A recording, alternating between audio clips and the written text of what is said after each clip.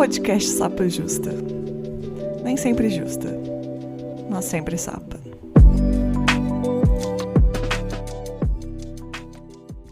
Olá, boas-vindas ao Sapa Justa. Eu sou a Letícia, a host desse podcast, que não sou sempre justa, mas sou sempre sapa. Meus pronomes são ela e dela, e eu sou uma mulher cis, branca, lésbica de Belo Horizonte.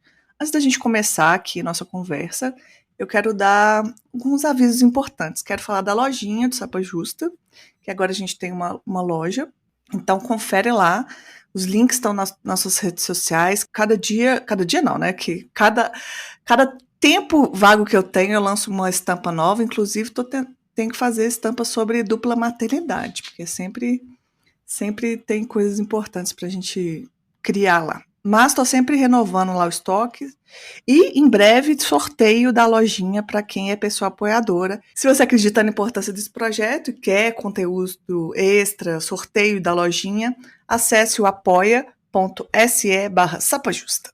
E agora deixa eu apresentar aqui minhas queridas convidadas. Quer dizer, elas vão se apresentar. Maíra, por favor, se apresente.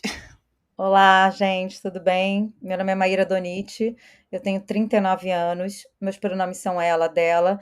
Eu sou uma mulher branca, cis, bissexual, casada com outra mulher há mais de 7 anos, tenho uma filha com ela, sou jornalista, pós-graduada em diversidade e inclusão. Hoje eu trabalho com isso e também com comunicação. E estou lançando um livro chamado Duas Mães e uma Filha no mês que vem, em dezembro. Ai, que lindeza!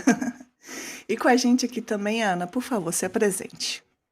Oi, minha gente, tudo bom? Eu sou a Ana. Eu sou uma mulher indígena não aldeada.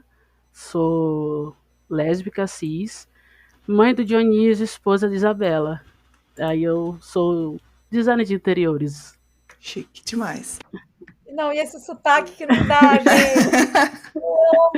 Eu amo o sotaque da Bahia. Não dá, não. Outro dia teve um comentário num episódio, acho que foi sobre defesa pessoal, que a menina falou assim, que bom que você traz outros sotaques pro podcast, que não é só Rio e São Paulo.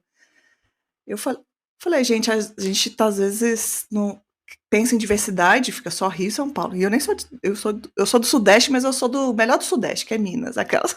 A gente ama a Bahia aqui. Eu vi que vocês estavam aqui, né? Tem um tempinho. A gente tenta ir pelo menos todo ano, assim. A minha mulher tem ido mais, porque ela tá com o trabalho, tá indo mais, mas pra gente, assim, o que a gente pode fazer para estar na Bahia. Assim, se eu puder um dia, eu quero ter uma casa na Bahia. Sonho, sabe? Sonho. Não, eu confesso que eu não tenho a menor vontade de sair da Bahia, de Salvador. Eu não tenho a menor vontade. Nossa, não deve dar vontade mesmo, não. Mas a gente estava aqui até conversando antes de começar a gravar, e a gente veio falar aqui um pouquinho de tudo, né? Talvez a gente comece falando um pouco sobre dupla maternidade e avance um pouco a conversa sobre a individualidade de ser mãe, né? Que eu acho que também a gente pode chegar nesse ponto, que é muito interessante. E eu acho que é interessante a gente falar sobre a individualidade de ser mãe com outra mãe, que eu acho que é bem peculiar. Uai, podemos começar por aí, o que você acha? Ou vocês querem começar do começo? Vamos falar lá sobre... Ah, é legal. Começar do começo eu acho bacana. O que você acha, Eu Ana? concordo, porque de repente um assunto puxa o outro também. Acho que fica bom. Vamos partir do pressuposto de como vocês decidiram, né? Tipo, quero ser mãe. Como é que foi esse processo de ser mãe com uma outra mulher? Porque as duas aqui são mães com outras mulheres. E o que vocês tiram desse processo até então, né? E contem também a idade dos filhos de você, pra gente ter uma contextualização boa. Vamos lá. Eu, desde que me entendo enquanto mulher, né, antes até da minha sexualidade, eu sempre nutri muito uma vontade de ser mãe, de ter filhos, só que eu sempre abominei a ideia da gestação. Isso para mim era uma coisa que, de fato, me tirava um pouco do eixo. E dentro daquela caixinha heterossexual na qual eu estava inserida, era uma coisa meio que impossível você ser mãe sem a gestação. Porque até dentro dessa bolha heteronormativa, a adoção é sempre utilizada como a última possibilidade, né? Então, foi passando o tempo, quando eu me descobri uma mulher lésbica, meio que minha cabeça, puf, sabe? Tudo assim começou a se encaixar. E aí eu entendi o que é que seria a minha construção familiar. E aí eu conheci Isabela e já cheguei meio dizendo, olha, eu tenho vontade de ser mãe, de ter filho. Se você não tiver um pouco alinhada com essa ideia aí, a gente vai ter que ir para caminhos diferentes, porque é uma decisão muito séria e eu preciso que você esteja comigo ali, porque é o que eu quero construir. E aí, graças aos orixás, ela estava bem alinhada com minha vontade, e aí a gente, né, foi prosseguindo aí. E quantos anos que tem seu filho? De ontem, 2 anos e 5 meses, e de pura alegria, né? Não tenho muito o que falar do meu filho, senão me dá vontade até de chorar. Mas ele é um amor, ele é muito feliz, ele realmente iluminou toda a nossa vida depois da chegada, e só tenho a agradecer mesmo. Ai, que lindeza. E você, Maíra? Conte um pouquinho pra gente. A Ana me lembra muito a Inês falando, assim, porque ela também tinha pavor da questão da gestação. E, mas Eu acho que eu sou assim também. é assim, para mim, eu acho que a questão da minha sexualidade foi uma coisa que eu demorei muito a compreender, sabe? E eu sempre quis ter filho, mas eu, em determinado momento, quando eu comecei a pensar, né, a descobrir a minha sexualidade, mas eu também não pensava que eu queria casar com alguém, assim, mas eu sabia que eu queria ter filho. Assim, nos meus 30 anos, que foi quando eu conheci a minha mulher, a Inês, eu até pensava que um dia eu poderia fazer uma produção independente, assim, e aí quando eu conheci ela, eu tinha 30, ela estava com 41. Ela tinha vivido uma relação heterossexual antes, durante muito tempo, e não tinha tido filho, acho que já era esse pavor aí da gravidez. E aí eu falei: "Olha, eu estou muito apaixonada por você, eu quero me casar com você, mas, eu quero ter filho". Ela olhou: "Filho? Filho como? Que isso? Onde? Quando? Por quê? Como é que faz isso?". Eu falei: "Ó, vem comigo que eu te explico". Já pesquisei aqui. Mas na época eu já conhecia outros casais, assim, de 2 mulheres que tinham filho, eu já sabia mais um pouco, até porque, tinha uma pessoa próxima, assim, que eu acompanhei, assim, eu sabia um pouco. Acho que a minha mulher foi muito, ela ficou bem no início bem surpresa, assim, como é que a gente ia fazer isso. Mas aí depois a gente foi lá e fez. A nossa filha tem 4 anos e 9 meses, ela faz 5 em fevereiro e se chama Antônia. E a Inês também fala assim: "E aí mudou, iluminou as nossas vidas", igualzinho. Eu já falo: "Olha, nem todo dia eu acho que fica iluminado". É, Eu amo muito a minha filha, nem todo dia eu gosto de ser mãe, mas eu amo ser mãe com outra mãe, isso com toda e absoluta certeza. Eu acho muito importante falar sobre esses dias de nuvens também que a gente tem, né?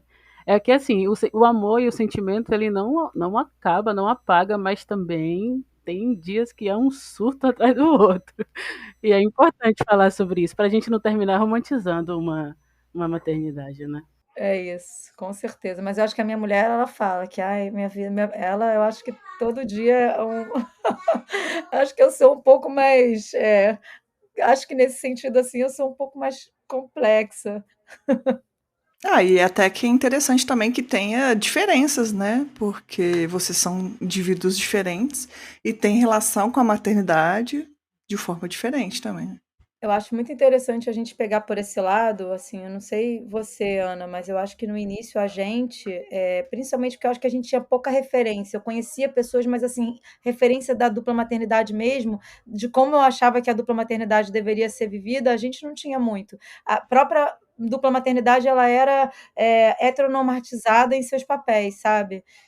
E aí, quando a gente foi ter filho, eu acho que como a gente queria as duas ser muito ativa ali, eu acho que no início a gente até se atropelava, sabe? A gente não conseguia nem poxa, alternar, eu faço um pouco, você faz um pouco, a gente ficava toda junta, assim, obcecada, sabe? Isso eu acho que eu não vou falar um padrão, mas eu acho que isso acontece muito. Aqui também não foi diferente. E até partindo para um pouco de outro assunto, mas que tem muito a ver também, por eu ser uma mãe não gestante, a necessidade de mostrar que a minha maternidade existia, ela era gritante. Então eu tinha que fazer muito mais do que a Isabela, minha esposa, para mostrar que eu também era mãe.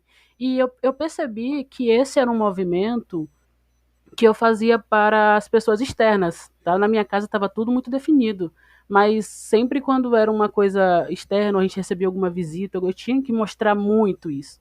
Quando eu dei conta que eu estava fazendo esse movimento, eu me policiei e aí a gente vai se entendendo um pouco mais, percebendo os nossos limites, né? E a gente se acolhe e entende que tem certos tipos de pensamentos que a gente não tem como mudar, né? A gente até tenta, mas não tem como a gente ficar mais em paz, sabe? Se aceita e entende o nosso processo. Eu acho que também isso foi uma coisa que muito viva que aconteceu aqui em casa, principalmente comigo, né? Isabela percebia, mas era uma coisa assim que ela não podia muito interferir porque era uma questão minha, era uma particularidade da minha maternidade. Eu acho que a gente viveu isso muito parecido. Acho que a gente viveu isso já na gestação. Então, era assim: estamos grávidas. E a minha mulher já levantava e falava: eu vou amamentar.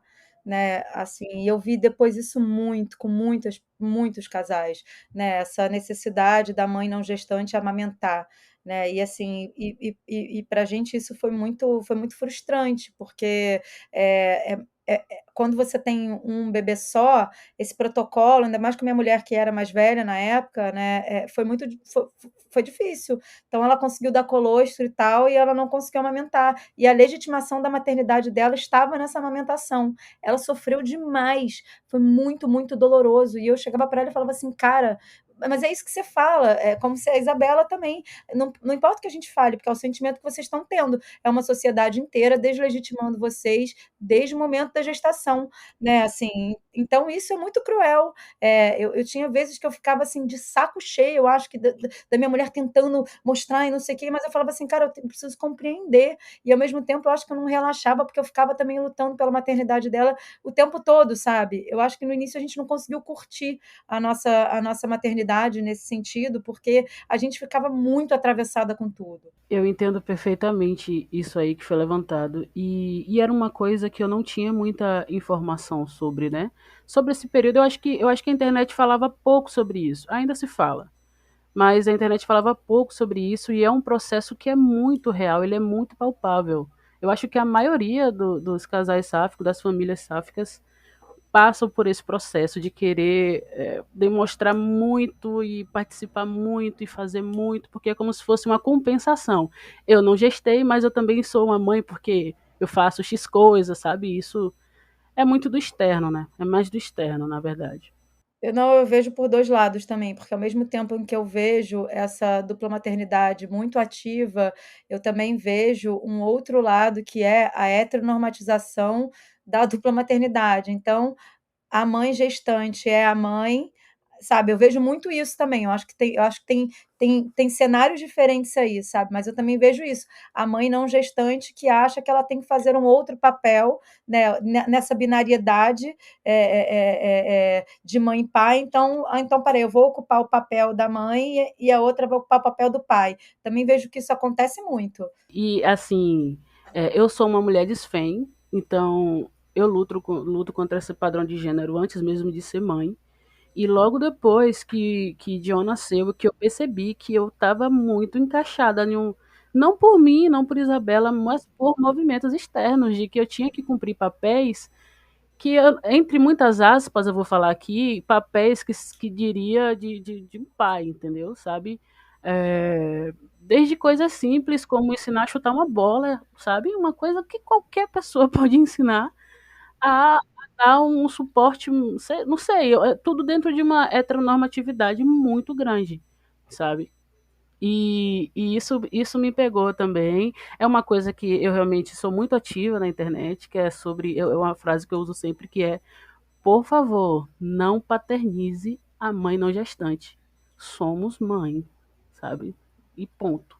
Eu acho que no nosso caso a gente tem uma outra. Que bom que a gente está podendo conversar nesse sentido, porque eu acho que a gente tem, apesar da gente ter muitas similaridades, né, a gente tem também muitas diferenças que tornam esse papo mais complexo e diverso e rico.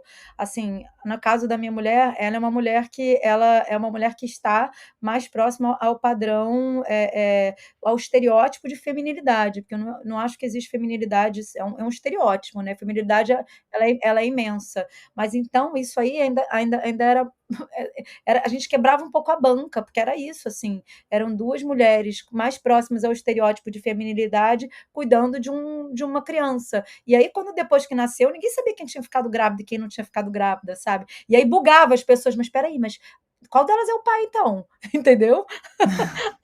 A pressão ela vem de formas diferentes, mas ela vem, cada uma com a sua especificidade, mas ela tá ali, né? Eu queria, vocês estão falando, achei muito interessante, eu queria saber como é que vocês fizeram esse processo de começar a entender, não, opa, isso aqui não é meu, isso aqui eu tô levando para esse lado, ou se foi vivendo mesmo, ou se foi um autoconhecimento. Sobre o que aconteceu aqui na minha casa, com minha maternidade, com minha família e comigo, foi uma coisa de autoconhecimento mesmo, porque de fato eu não conseguia acessar informações sobre isso.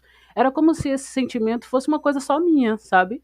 E quando eu comecei a falar sobre isso na internet, sobre o que eu estava sentindo, eu comecei a receber mensagens de outras mães, não gestantes, com esse mesmo processo.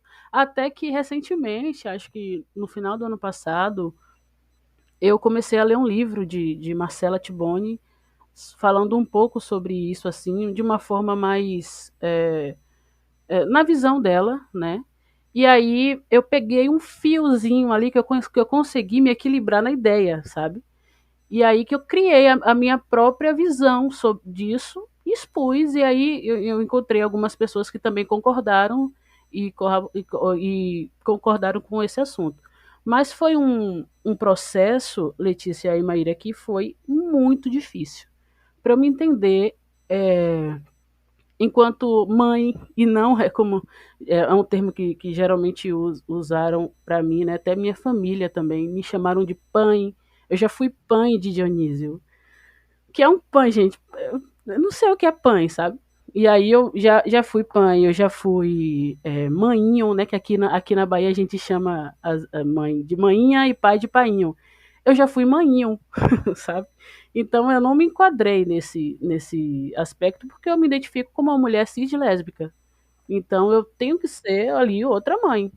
E foi um processo solitário, mas que hoje eu tenho algumas pessoas que estão comigo nessa caminhada e eu tento ajudá-las também de uma certa forma, mas por essa perspectiva de mãe não gestante mesmo.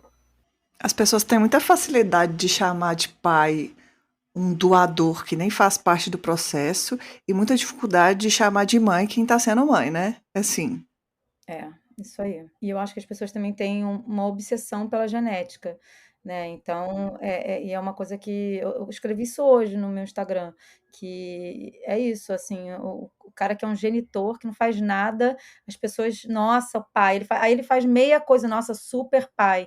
Mas você vê uma mulher que não é genitora, porém é tão mãe quanto a outra, e ela é diminuída. Eu acho que o que aconteceu aqui hoje, eu digo para vocês, assim, hoje são raras as vezes que a gente passa por situações indesejadas, sabe? A gente conseguiu, acho que, claro, a gente tem muitos privilégios aí, né? A gente tem o privilégio de poder escolher uma escola que seja uma escola mais progressista, a gente tem o privilégio de transitar, poder escolher e transitar, né, em meios que são meios mais parecidos com a gente. Isso é um grande privilégio, né? Já para você poder escolher uma escola, né, e poder ter alguma voz dentro dessa escola já ajuda.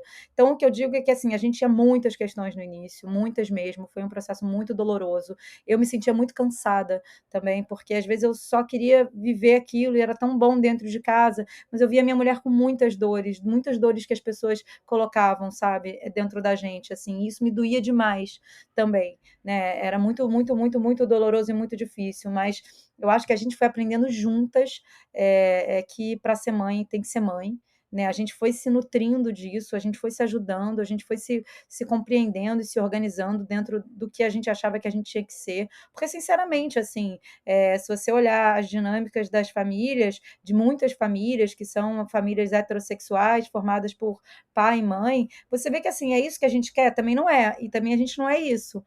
Então, assim, o que a gente vai ser? A gente vai ter que nós duas, a gente vai ter que jogar fora tudo que nos foi ensinado sobre papéis de gênero dentro de maternidade e de paternidade ou de família, a gente vai jogar fora e a gente vai pegar e vai construir a nossa. E a nossa é assim, sabe? A nossa não importa quem gestou, quem não gestou. Eu vejo muitas vezes, né? É isso, essa biologização da maternidade. Então, quem gestou, às vezes eu vejo até as pessoas falando, ai, não, vamos colocar o óvulo de uma, né, com a outra, para outra gestar, porque para as duas serem mães, ou para as duas poderem participar. Gente, participar, está todo mundo participando, entendeu? Sabe, assim, é isso. Para ser mãe, basta ser mãe, e ponto. Acho que as pessoas têm que tomar cuidado com esse discurso, né? Igual você está falando, porque quando fala assim, vou colocar para as duas serem mães, acaba que você então tá dizendo que as outras não são, né? Eu acho que é bem perigoso falar isso. E dando um adendo nesse assunto,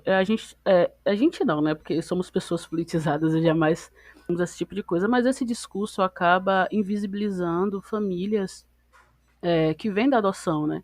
Então, quer dizer que para ser filho, pai e mãe, tem que ter ali um laço genético. O que é isso? São planejamentos de famílias diferentes. Por que estão hierarquizando isso? Um outro adendo também, que é quando chegam para duas mulheres que planejam ser mães via reprodução, por que não adotam? Olha só como é que as coisas, elas têm muitas espirais, entendeu? É isso. Assim, ué, por que não adotam? A gente Mas ouve aí muito se adotar, fala, por que você não teve é filho? isso, é isso, gente. Porque você não gestou, né? É isso. Assim, acontece muito. E eu acho que é tudo muito controverso. Eu acho que no caso da Ana, né, que tem uma aparência que as pessoas já levam para o estereótipo. A minha mulher ela tem um estereótipo que se aproxima mais ao da feminilidade. Então, isso dava um bug, entendeu? Mas espera aí. Então, como é que eu vou fazer isso agora? Como é que eu vou botar ela nessa caixa do pai se ela é, entre aspas, feminina? Entendeu? Mas vou botar assim mesmo porque ela não gestou. Tem muitas mulheres desfãs gestantes, né? Então isso aí buga as pessoas em outro nível. Fora que tem homens trans gestantes também. A gente sempre vai bugar um pouco essa heteronormatividade, não tem jeito. Acho que está na hora dessa galera começar a entender que não somos novas configurações familiares.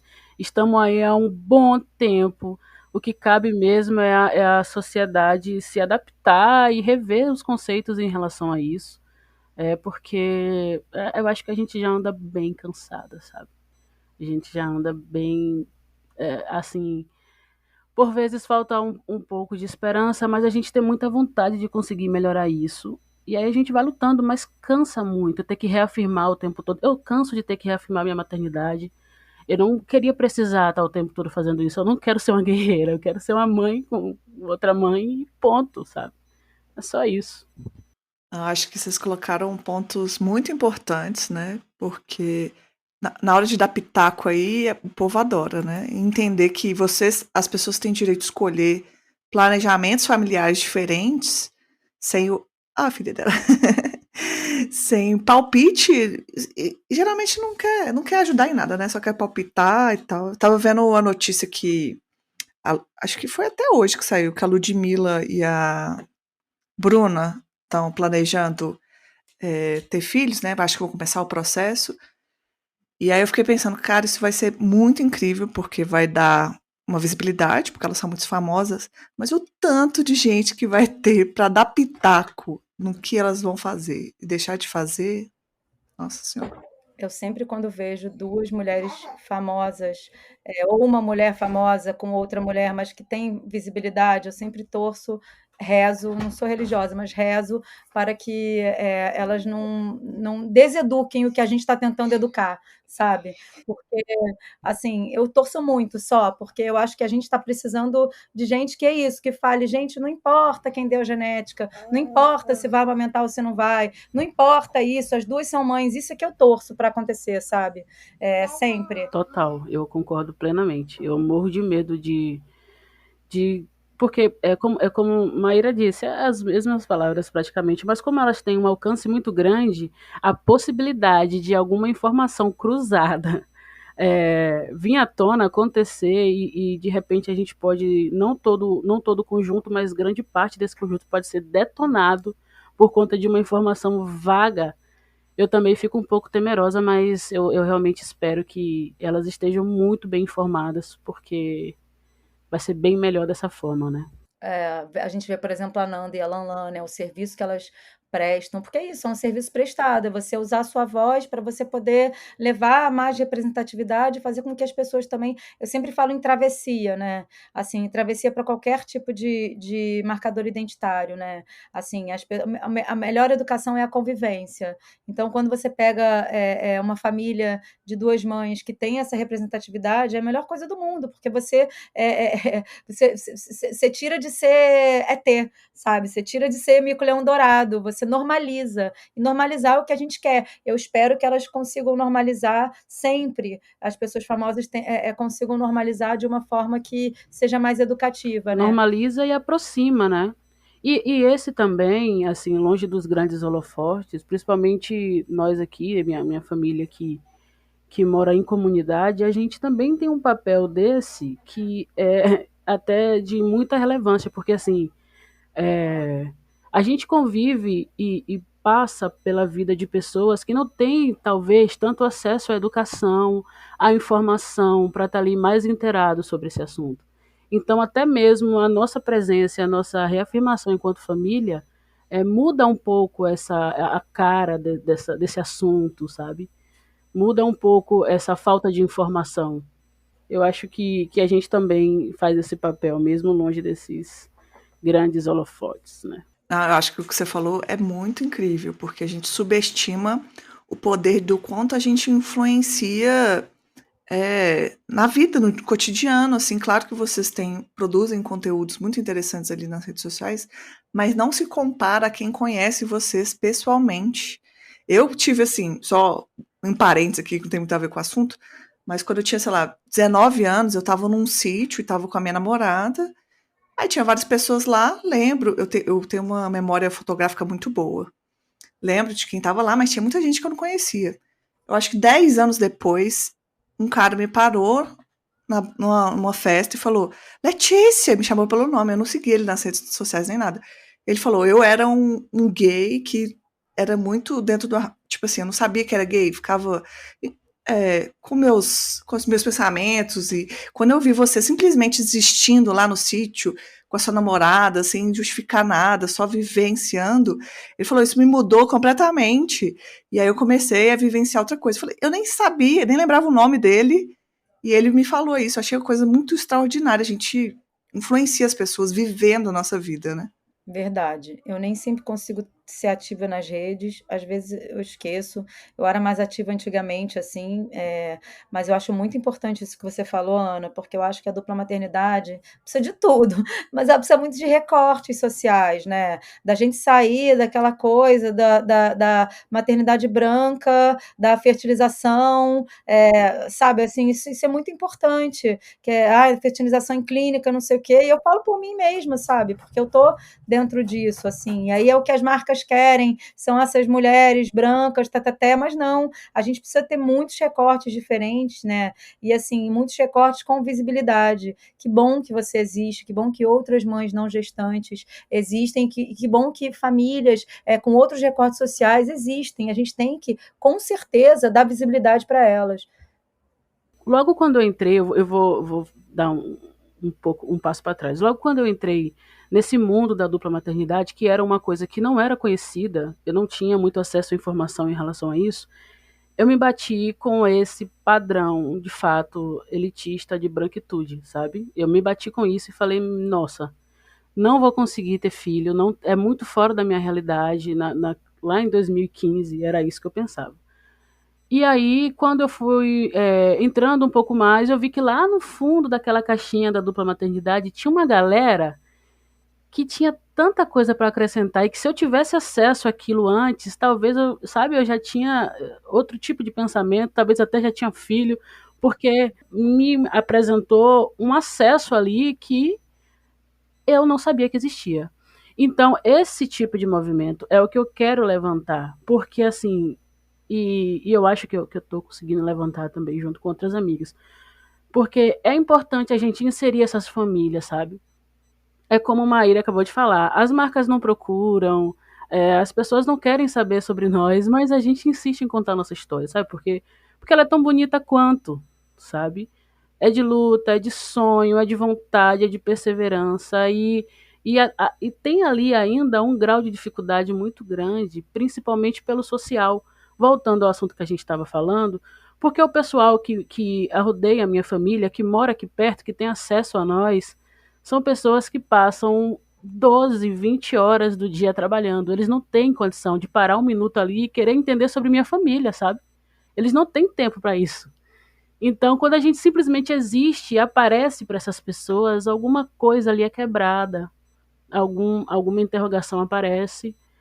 E esse movimento ele é muito mais forte fora da internet, no dia a dia, no cotidiano, na vida real, sabe? Eu concordo totalmente com você. Isso você está falando da sua vivência, né? E eu acho que é isso. Marcas, procurem, sabe? Por quê? Porque quanto mais a gente intersecciona, né, mais difícil vai ser. Assim, então é mais uma dificuldade. Quando eu falo de privilégio, eu sou uma mulher branca socioeconomicamente privilegiada. Para mim, eu acho que sem esquecer as minhas dores, que foram muitas e são ainda, né? Eu acho que hoje as cicatrizes dessas dores que eu estou conseguindo sanar, né? Assim, foi muito difícil, é muito difícil. Eu que sou uma pessoa que vem de uma origem privilegiada socioeconomicamente, caramba, sabe? Foi como é que que os amigos vão pensar, entendeu? Foi tipo ter que sair de casa, assim, porque foi viver vida dupla durante muitos anos, né? Então, assim, hoje estou conseguindo falar sobre isso e estou conseguindo melhorar essas cicatrizes, assim. Mas eu acho que eu também devo usar meu privilégio, o privilégio da minha fala, né, de ser jornalista e tal, de conseguir dar voz, ajudar, porque acho que ninguém dá voz a ninguém, né? Mas assim, de conseguir tentar levar à luz essa pauta social da dupla maternidade, né? Você estava falando sobre isso, eu lembrei de uma conversa que eu ouvi da página Dupla Maternidade Crítica, e que acho que é a Annick Isabela, e elas contam que elas estavam no processo de banco, e aí eu acho que o banco, vocês me corrigem se eu falar alguma coisa errada, tá? Mas acho que no banco você tem algumas coisas que você pode olhar sobre o doador, e uma delas queria olhar a raça indígena, e não tinha. Não tinha doador que se identificava como uma pessoa indígena. Aí você pensa o quanto tem disso, né? Porque tem ainda a pessoa não tem a autoidentificação, então pode ser que ela seja indígena, não tenha a identificação ali quando coloca, mas existe também um banco de doação muito branco, né? Sim, e aí esses filhos vêm nesse padrão. Então a gente começa novamente uma sociedade embranquecida por falta de informação e acesso, sabe? Até mesmo em grupos de autoinseminação, inseminação caseira, majoritariamente são doadores que têm um certo perfil, são brancos, olhos azuis, e de fato são os mais procurados, sabe? Pra gente, a gente tinha muito essa preocupação, assim, de a gente pensou como é que a gente vai, qual vai ser o critério, né, de escolha desse doador, que é um privilégio poder escolher. E a gente pensava assim, cara, não vamos escolher um cara louro de olho azul, porque assim, não tem nada a ver com a gente, né? A gente tem que tentar fazer com que seja uma pessoa com características pelo menos parecidas com a nossa. E eu já vi muito isso, assim, essa questão de você realmente escolher o louro de olho azul. E, assim, Nós suamos muito aqui para conseguir um doador que se parecesse um pouco comigo por conta da minha raça, né? E foi muito difícil encontrar. Terminou que a gente não conseguiu encontrar. Teve acesso a um outro e por ironia do destino, John veio meio com a aparência minha, né? Ele parece um pouco mais comigo do que com Isa. Então isso é de uma forma que Ele parece com você só mesmo. Deus explica, porque em relação à genética não tem nada, sabe? por outro lado, as pessoas querendo deve acontecer isso com você, então nem é por outro lado, mas por outro lado no sentido do meu lado aqui, né, do meu lado Maíra, não do meu lado Maíra Inês, mas eu vejo muito as pessoas querendo falar como que a nossa filha: "Ai, Inês, mas ela parece muito com você tal coisa", meio que para querer legitimar a maternidade dela, por causa como se fosse um prêmio de consolação, entendeu? Nossa, mas é porque ela tem o seu sorriso, e ela tem o seu não sei o quê, e assim, gente, não precisa, sabe? Eu concordo muito com o que você fala, Ana, eu acho que a gente eu pelo menos que eu não consigo, assim, ter uma vida de internet hoje, gostaria, preciso, mas não consigo tanto, já passei 2 anos sem estar na internet, porque eu estava trabalhando demais, e para mim era difícil mesmo, mas assim, e a minha mulher que tem tanta coisa para falar, ela pelo menos escreveu 3 textos para o livro, ainda bem. Ela tem muita coisa para falar como uma experiência de mãe não gestante, mas ela também não gosta. Mas eu concordo muito com você quando você diz, cara, a revolução que a gente faz é todo dia, é na escola, é na nossa família, é na padaria, é numa mesinha de bar. Eu acho que isso é a grande revolução que hoje eu acho que a gente faz, sabe? E eu hoje com a minha profissão, eu acho que estar dando palestra, estar nas empresas, podendo falar sobre isso e podendo falar sobre interseccionalidade também, trazendo à tona o que a Ana estava falando, é o que eu posso fazer. Totalmente. E você já está, né, vocês, mas eu falo mais de você, como você falou, a Inês não gosta muito de comentar sobre, você está nessa luta, vou dizer assim, há muito tempo. Eu acho que quando eu cheguei na internet em busca de referência, vocês foram uma das primeiras que eu vi, assim. Então, né, você já está fazendo um papel muito importante. Tá? E, inclusive, até agradecer a Letícia por estar aqui, porque para mim é uma honra estar conversando também com Maíra, né? E também com Letícia, porque A gente é chique aqui, né? Poxa, o prazer é todo meu. Eu queria muito estar aqui. Achei essa escolha maravilhosa, Ana. Eu espero que a gente consiga conversar mais, sabe? Assim, aí sair de Instagram, é isso, sair de Instagram porque eu não consigo, gente. Eu não consigo, mas pô, vamos falar pelo WhatsApp, vamos conversar mais. Vou te mandar meu livro, quero que você leia. Eu acho que você vai se identificar. Eu tenho uma visão mais crítica, eu acho, sobre dupla maternidade, assim, eu acho que eu já tombei muito, eu acho que não é porque às vezes a pessoa é uma família de duas mães que a gente vai conviver, às vezes assim, é só um exemplo que às vezes não é bom para estar, eu falo, ai cara, eu não consigo também, então eu acho que eu comecei a formar muito a minha vida mais interna, hoje a gente tem uma rede imensa de duas mães, a gente viaja, sabe, assim, a gente tem pessoas que realmente são pessoas da nossa vida, que viraram família, a gente é madrinha de uma que a própria filha das nossas amigas escolheu, sabe? A gente conseguiu fazer isso internamente, assim, porque eu acho que às vezes o que eu vejo na internet é muito perfil conhecido também com deseducação. Depois que vocês tiveram a vivência da maternidade, vocês começaram a formar essa rede de apoio com dupla maternidade? Como é que foi isso? E se vocês também têm conselhos para dar para quem está se sentindo, porque eu acho que a Ana conta um pouco que ela se sentiu muito sozinha nesse processo inicial, e como é que foi para vocês depois? Bom, atualmente eu tenho sim uma rede de apoio, assim, eu posso chamar de rede de apoio porque a gente conversa bastante e assim, tem dores que são compartilhadas. É porque dentro da dupla maternidade existem algumas especificidades que meio que separam um pouco a gente, mas existem outras que unem muito. Então, independe de raça, independe de questão social, a gente está sempre ali entendendo o assunto, sabe? Porque tem uma coisa que realmente. Mas dentro da nossa particularidade, eu encontrei pessoas como eu, assim, como minha família, que tem a mesma cara que a minha família tem, sabe? E aí são com essas pessoas aí que eu consigo ter um pouco mais de conversas aprofundadas, que entendem, que sabem o que é aquela dor. Eu acho que parte muito disso, assim, sabe? No início eu não conseguia achar, como eu disse, eu encontrei uma dupla maternidade elitista e branca e não me encaixava naquilo ali. Depois eu fui mais a fundo e encontrei pessoas incríveis e aí hoje eu consigo dizer que realmente está um ambiente mais leve, sabe? Eu concordo com você, é isso. Eu acho que a gente demora a achar a nossa turma.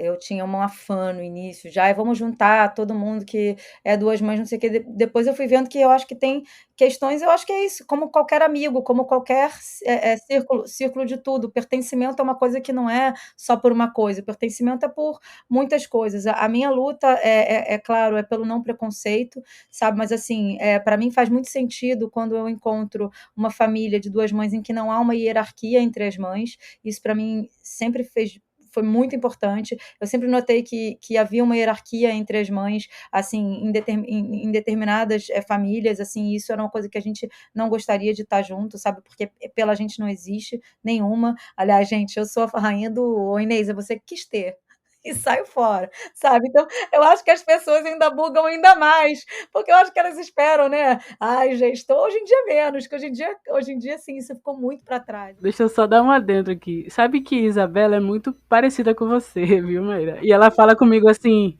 aí, teu sonho, segura teu sonho, tu não queria teu sonho.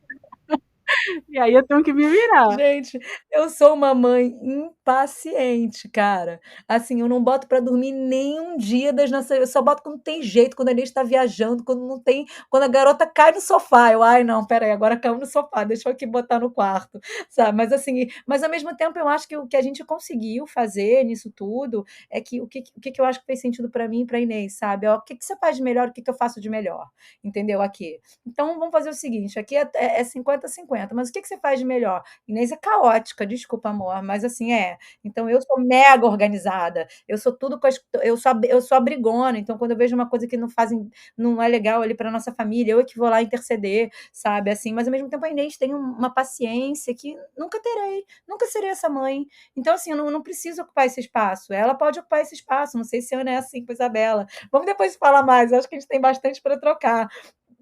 Mas, assim, pra gente, eu acho que no início a gente deu muito com a cara na porta, sabe? A gente via assim, pô, que incrível essa família, assim. Aí quando a gente ia ver, tinha uma hierarquia entre as mães, tinha uma heteronormatização, ou então as pessoas, assim, mas tinha essa obsessão com genética ainda, e aí a outra não se importava, mas, cara, tudo bem que a outra não se importa, mas assim, pra gente não faz sentido, porque não faz sentido pra nossa filha. Eu acho que no fim das contas, toda a genética é uma legitimação de laço, sabe? Então, assim, ainda que ninguém ali as duas mães não se importem em falar sobre isso, mas eu acho que para a criança, será que a criança quer ter essa legitimação, olhar para a mãe que ela ama tanto e pensar, poxa, mas as pessoas acham isso tão importante, eu não tenho essa ligação com ela, então ela é menos? Porque é isso, sabe? O que você acha, Eu Ana? concordo totalmente. Inclusive, eu quero até pegar um gancho dessa fala, que é muito importante quando a gente fala sobre a pressão social, na criança também, né? Que você falou de se incomodar e tal, tudo mais. Por diversas vezes eu posso até falar assim, e principalmente familiares, se apresentam com toda a preocupação que existe na cabeça deles em falar que a gente precisa instruir Dion, porque ele vai ter que preparar ele para o mundo, porque ele vai sofrer, porque isso, porque aquilo. Gente, quando na verdade, caro amigo hétero, se você conseguir instruir sua criança com uma criação não homofóbica, talvez eu não tenha que preparar meu filho para o mundo, sabe? Talvez eu não precise ficar ensinando ao meu filho como se defender, se sua criança, que vai ser um adulto futuramente, souber dar a visibilidade que a família dele precisa, o respeito que a família dele precisa. Então eu acho que essa tarefa não é só minha, não é só da Maíra, não é só da Inês, não é só da Isabela, não é só de tantas outras famílias. Essa tarefa também é sua, sabe? Você tem que preservar por uma sociedade um pouco menos homofóbica para que meu filho tenha paz em viver. Essa fala só me lembrou uma situação que acontece com uma amiga minha, que ela vai casar agora com uma mulher que já tem um filho. E aí ela recebeu um comentário que era assim: ah, como é que você vai casar? É tipo assim, depois você vai você entrar na vida da pessoa assim, depois se não dá certo, é muita informação para criança, como é que ela vai entender agora que a mãe dela tá casando com outra mulher, coisas desse tipo. E a gente ficou refletindo que se fosse, por exemplo, um cara casando com uma mulher que já tem filho, ele seria ovacionado, né? Olha que cara legal, tá casando com uma mulher que já tem filho. E assim, as pessoas não pensam, nunca ele ouvir isso, é só pensar ele como ele é uma pessoa legal que está casando com uma mulher que tem filho. Sendo que ela que tem que ouvir uma presença dela pode ser... Ah, vai que separa. Isso aí qualquer pessoa pode separar, mas assim, os comentários, eles estavam todos envelopados, mas claramente homofóbicos, sabe? E a gente precisa notar que a criança, ela entende de uma forma tão simples, porque não há o que entender, sabe? É muito natural esse processo. Mas infelizmente a gente tem essas, entre muitas aspas, preocupações externas, que a gente sabe muito bem que não são preocupações, e a gente tem que lidar com isso, né? Infelizmente. A gente aqui conversa muito, porque eu sempre tive uma preocupação de fazer minha filha entender que a gente não é igual a todo mundo, sabe? Eu não sou igual a todo mundo, minha família não é igual a todo mundo, minha família é diferente, sim. Minha família tem duas mães, então se eu ficar querendo viver como qualquer outra família, como qualquer família heterossexual, não vai rolar, sabe? Porque um dia minha filha vai topar lá na frente, e é sobre ela, não é sobre mim, entendeu? Eu fiz uma escolha de ter uma filha com outra mulher, mas a minha filha nasceu, e é isso aí, como é que a gente vai fazer, sabe? O que eu falo para ela é isso, filha, nossa família é diferente, sim. Você sabe que você não tem pai, né? Você tem duas mães. Isso, isso e isso. Hoje, a minha filha me chama de Leonça, uma mistura de leoa com onça. É claro que eu não vou conseguir blindá-la de tudo, mas o que eu quero fazer, que eu acho que eu e a Inês a gente tenta fazer, é que ela tenha orgulho e apropriação da sua história, porque sua história é essa, sabe? Não tem nada de errado com a gente, não tem nada de errado com ela, mas nós somos diferentes, sim.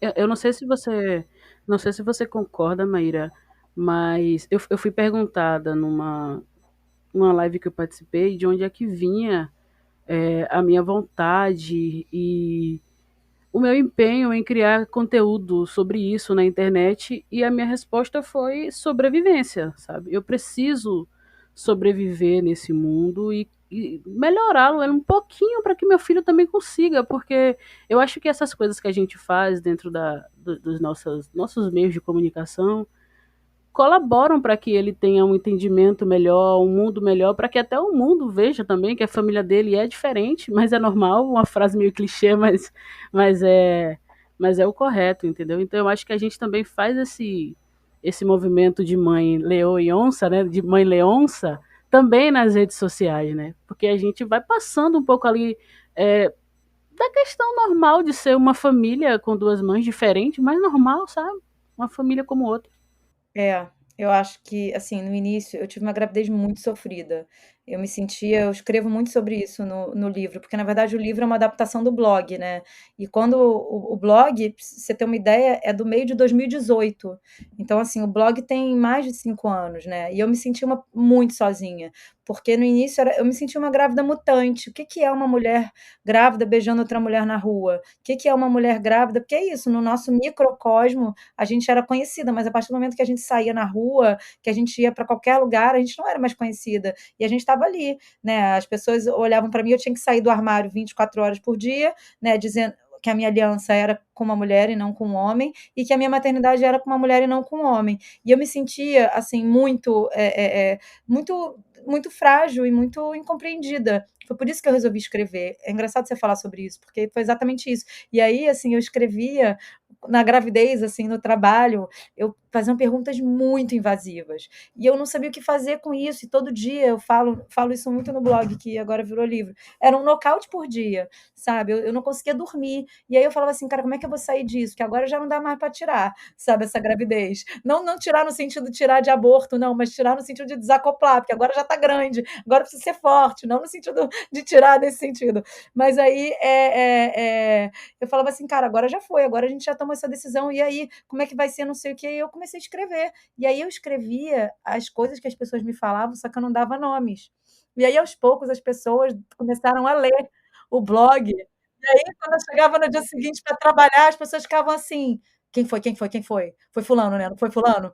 Ah, não. E aí as pessoas começaram a ler, sabe? E assim, o livro tem isso. Eu falo um monte de situação que aconteceu, eu não dou nomes, sabe? Para não ficar uma coisa ruim, assim. Mas, cara, foi isso muito que você falou. Eu escrevia, porque eu escrevo no livro assim, eu escrevi muito mais para tirar de mim do que propriamente para ajudar alguém, entendeu? Eu queria era me ajudar naquele momento. Sensacional, sensacional essa história. Te ajudou escrevendo e também fez um. o povo. E diminuiu o povo falando depois do O blog? Ou quê? O não? quê? Total, as pessoas começaram a se cara, mas era assim, todo dia eu chegava em casa, eu não dormia, gente, pra mim foi muito vulnerável, foi por isso que eu odiei ficar grávida. Hoje eu entendo que não foi só por causa das transformações do corpo, eu realmente me sentia uma mutante, eu falei: "O que que eu vou fazer com isso? Cara, eu vou fazer o que eu sei fazer, eu vou me comunicar, né, eu vou escrever, eu vou falar, que é o que eu sei fazer". Mas era muito vulnerável, toda vez que eu escrevia era como se eu tirasse, assim, eu lembro que eu tinha com a Inês, assim: "Eu tenho um momento Inês, agora eu preciso desse momento aqui pra escrever", e eu saía uma pessoa melhor, sabe? Porque uma pessoa mais leve, porque para mim era muito doloroso. Era no trabalho, nossa, era a primeira vez que eu cheguei, botei no Instagram, pá, agora eu tô grávida mesmo. Botei no Instagram, botei no meu Instagram menorzinho que eu tenho, nem tinha esse. E aí botamos que estava grávida, cheguei no trabalho, era plantão. Aí já chegou a querida, né? Foi me abraçar, parabéns, abraçou e falou: "Mas quem é a mãe?" Aí eu falei: "O que é que essa mulher tá falando?" Perguntou quem era a mãe? Aí eu entendi que ela queria saber quem era a mãe, na verdade, era quem deu a genética, entendeu. Eu nem passei pela minha cabeça que essa mulher pudesse falar cara, eu ficava mal, gente, eu não dormia, eu falava: "Pelo amor de Deus, o que é isso?", sabe, "O que tá acontecendo?". Aí eu ia lá e tá, tá, tá, tá, tá, tá, escrevia, e depois ficava todo mundo apontando, a pessoa ficava com vergonha, porque ela sabia que era ela. Inclusive, achei inspirador isso aí, gente. Se tiver no trabalho enchendo o saco, faz um blog. Muito boa essa história. Cara, teve um cara que chegou e falou assim: "Isso tá tudo no livro. E o pai?" Aí eu falei assim: "Bom, você sabe que não é pai, é doador, né?" Aí ele falou assim: "Mas olha só, e se um dia a sua filha estiver andando na rua e ela achar um cara muito parecido com ela? E se ela virar famosa?" Aí eu falava assim: "Cara, gente, Ju, não tá preparada, sabe?" As pessoas sabem ser inconvenientes, né? Eu acho que de propósito também, né? Porque tem coisa que eu não acho que é só ignorância, não. O que que você acha, Ana? Você acha que é de propósito, você acha que é ignorância, ou você acha que são todas as alternativas anteriores, Ana? A gente consegue filtrar, né? A gente consegue filtrar. Só que eu não acredito tanto na falta de informação, porque a gente está aí com acesso, sabe, imenso. Eu acredito mesmo na falta de interesse. E em algumas vezes na perversidade, sabe? E é isso que eu penso. Eu não falo do tiozinho daqui, da esquina, que sabe, que tem um mercadinho, ou o rapaz da barbearia que não tem o tempo de ter um contato assim externo, mas essa galera que convive ali, sabe? Isso aí tem um peso perverso, gente. Não é só falta de informação, é falta de interesse e perversidade, sabe? Eu acho ótima essa palavra que você usou. Eu vou passar a adotar. Eu acho também. A frase é muito boa, né? Não acredito na falta de informação, acredito na falta de interesse. Isso cabe em muitas coisas. Mas rola uma perversidade, assim, E uma rola. perversidade, sim. Olha, eu acho que a gente tem muito para falar. Inclusive, assim, né? Dava para ter só podcasts, vários episódios aqui. Inclusive porque vocês falam muito bem. Eu acho que rolou uma química legal aqui também das participantes. Tô apegada. Vamos virar amigas aqui.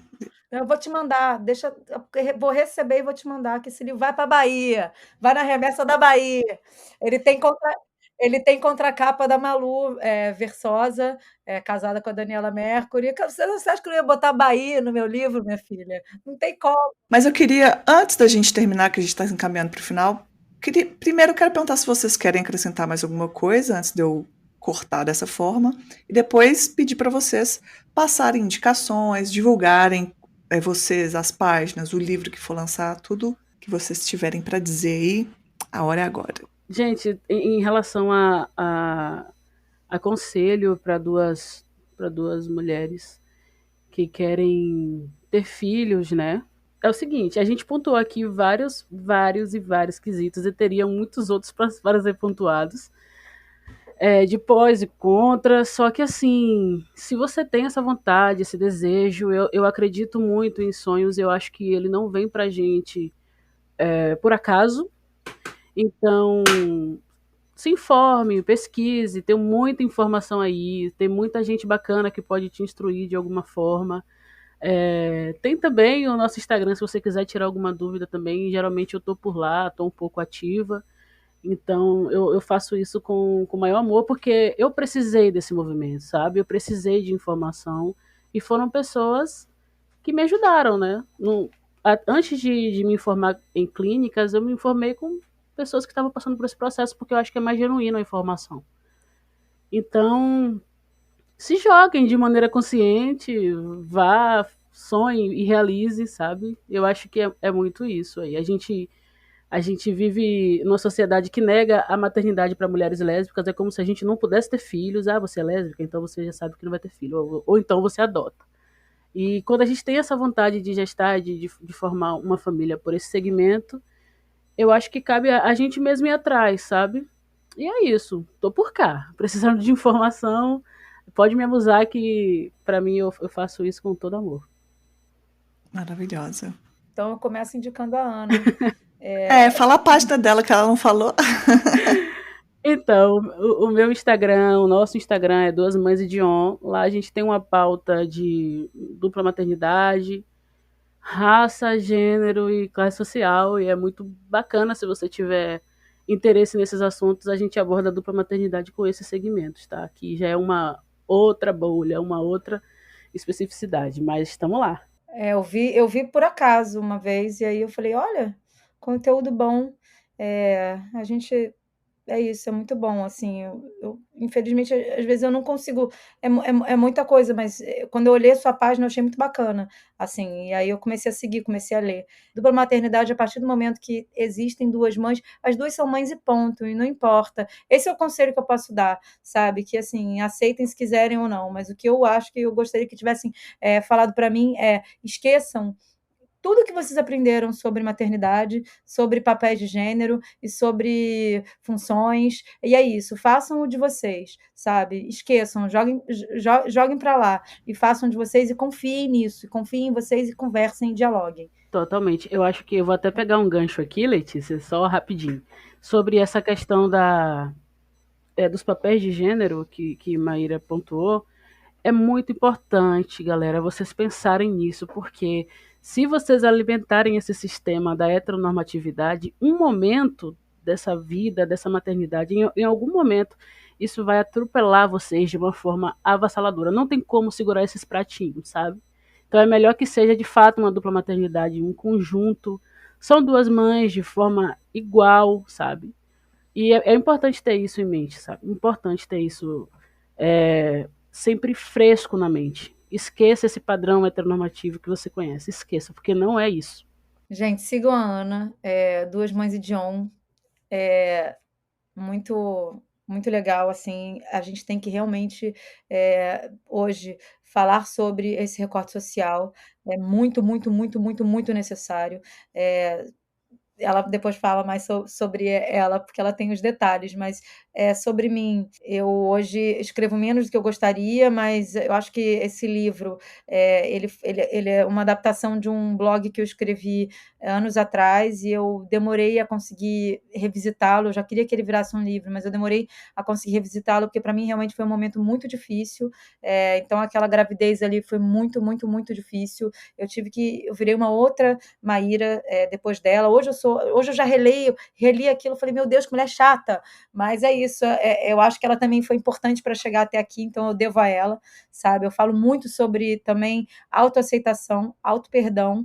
Acho que para eu poder viver um casamento com outra mulher, eu tive que me perdoar, né? Me perdoar por não ser o que queriam que eu fosse, né? A gente está falando sobre recorte social, esse é o meu recorte social, né? De um meio, vamos dizer assim, das tradições, né? Aquela elite que todo mundo é igual, né? E que as pessoas têm que seguir um script social de casar e ter filhos, casar com um homem que muitas das vezes não vai ser um pai presente, né? Assim, esse é o meu background, vamos dizer assim. Então, para mim, foi muito doloroso dizer, fincar os pés e falar, eu não sou isso aí que vocês escolheram para mim, né? E eu acho que com esse estereótipo de feminilidade, as pessoas falavam, mas você é mulher, como é que você vai casar com outra mulher, sabe? Tinha umas coisas assim, nossa, você nem parece, o nem parece até hoje eu ouço, né? Então eu acho que é um livro muito sobre isso, assim, sobre romper padrões.